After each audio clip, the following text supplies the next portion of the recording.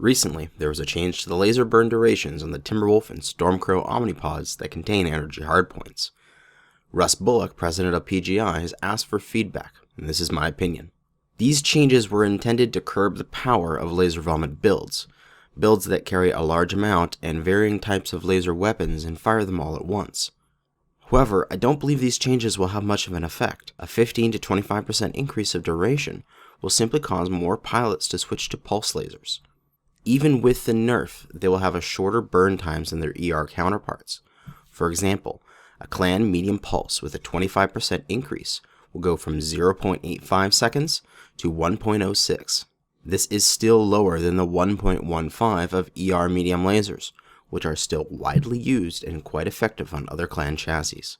What I do believe they need to address is the underlying system of heat scale, or ghost heat as the community has lovingly named it.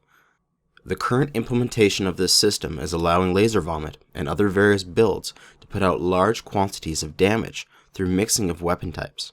Before I get into examples, let's do a quick history of heat scale for the uninitiated.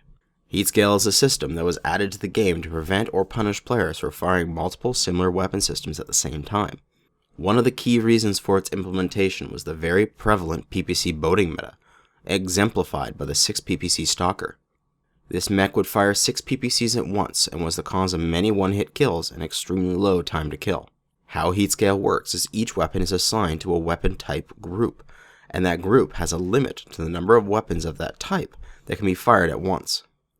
Fire more than that limit at once and you are penalized with extra heat. To get around this, you can either keep the number of equipped weapons up to or below the type's limit, or space your firing of these weapons out using multiple weapon groups, as heat scale only checks for weapons fired within the last 0.5 seconds.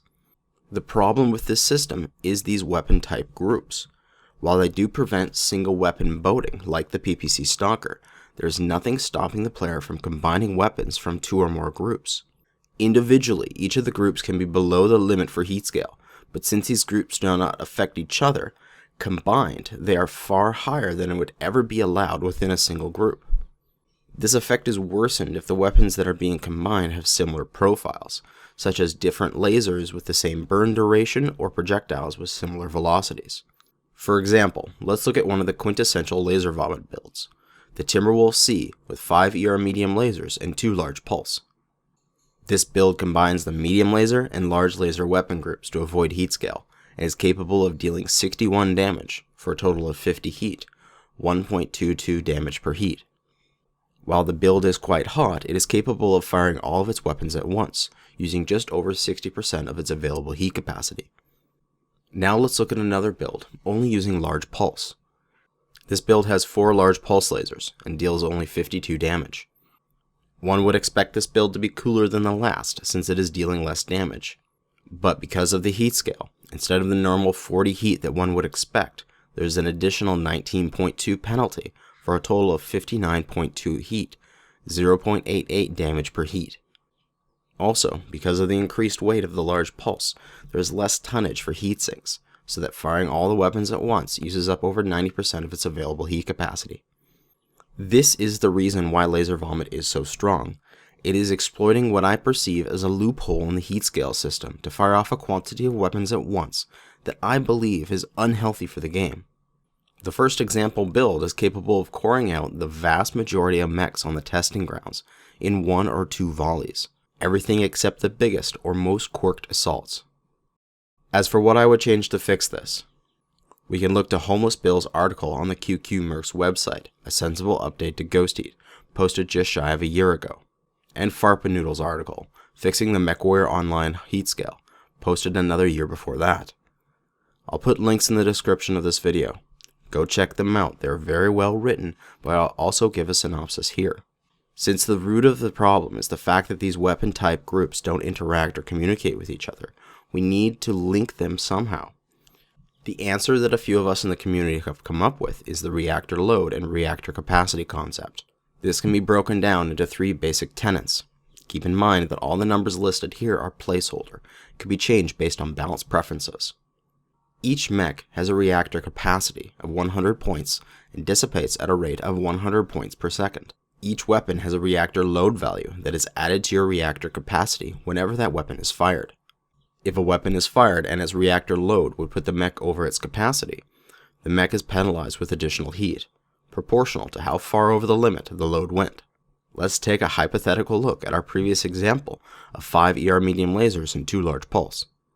Making some assumptions using the current group limits and heat scale penalties for medium and large pulse lasers, let's place the load value of medium lasers at 15 and large pulse at 40. Firing everything at once, we see that we have a load value of 155, well beyond the limit of 100. This build would be affected by heat scale, and would need to manage its weapons into multiple weapon groups in order to not overheat. There are many benefits of handling heat scale in this way. This makes it so that any weapon combination that the player base can come up with is properly limited by heat scale. There would be no weapon combination loopholes left to exploit. There would be no way to avoid heat scale in the mech lab. It can be much easier to explain to a new user. There is a reason why the community has dubbed it ghost heat. The system is almost hidden to the user. Sure, there are some UI elements that will warn you about extra heat, but there is nothing about the quantity of the penalty. 4 SRM6s have the same warning as 12 ER medium lasers on the Nova, but the former only has a penalty of 1.2, while the latter is 112.56 heat. There could be a simple HUD element similar to the heat bar that shows the current capacity of your mech. The user Farpanoodle has made an excellent mock-up video of this in action, which I'll show a portion here. Link in the description for the full video. It opens avenues for new mech and weapon balancing. Have a mech that is struggling? Increase its reactor capacity to directly increase its ability to alpha strike, such as allowing the Awesome to fire 3 PPCs at once. Have a weapon that is overperforming? Increase its reactor load so it is fired less often and with fewer other weapons. All of these changes can be made without affecting any particular weapon or mech stats, leaving non-problem builds and chassis alone. And finally, this would vastly increase time to kill across the board, as it would affect practically every build in the game. People would either have to space their shots out, allowing for damage to be spread, or would have to wait longer between shots, dissipating the penalty heat if they chose to alpha strike. I truly hope that some variation of this system ends up in the game. I believe it would be one of, if not the greatest balance change ever implemented in MechWarrior Online's history. Please take a look at the articles and links in the description, they deserve attention. Farpanoodle's video only has about 120 views at the time of recording this. It should be much higher. Thanks for listening, and good hunting.